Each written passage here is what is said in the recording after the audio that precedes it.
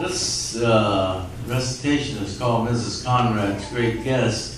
You may have read it from time to time at Christmas time. Sometimes it's in Christmas cards and in articles. It goes like this. It happened one day at the year's white end. Two neighbors had called on an old-time friend, and they found her home so meager and mean, made gay with 1,000 bows of green. And Mrs. Conrad was sitting with face ashine when she suddenly stopped as she stitched the twine. "Oh, friends, at dawn today, when the cock was crowing the night away, the Lord appeared in a dream to me, and he said, 'I'm coming your Christmas guest to be.' So I've been busy with my feet astir, strewing my house with branches of fir. The table is set and the kettle is shined, and over the rafters the holly is twined. And I will wait for my Lord to appear, and I will listen so I can hear his footstep as he nears my humble place. Then I'll open the door and look in his dear sweet face."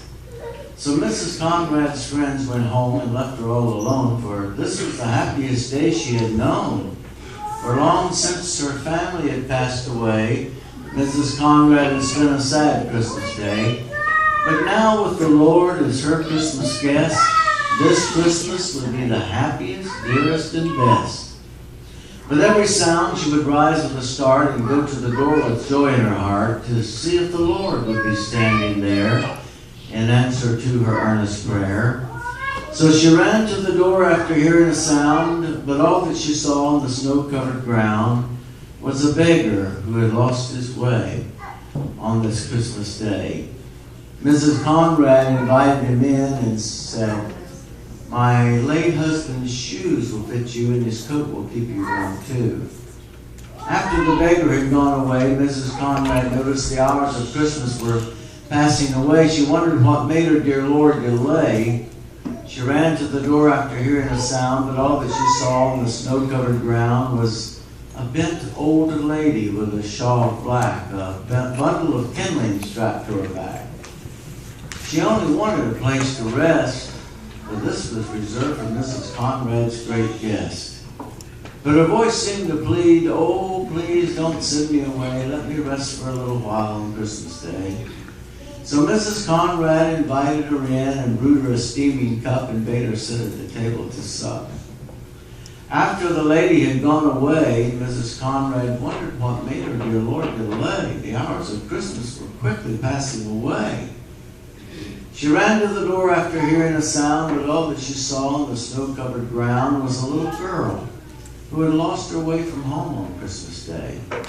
So Mrs. Conrad brought her in and dried her tears and quieted all of her childish fears, and then she led the little girl to her home once more.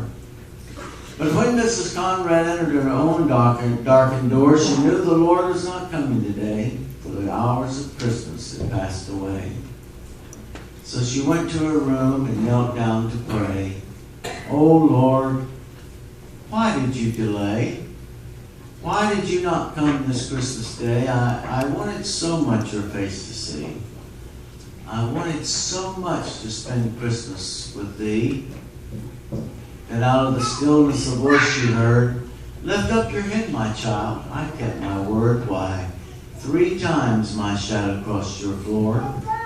3 times I came to your lonely door, for I was the beggar with bruised cold feet. I was the lady you gave to eat, and I was the child on the homeless street. Inasmuch as you have done this unto the least of these my children, you have done it unto me." Amen.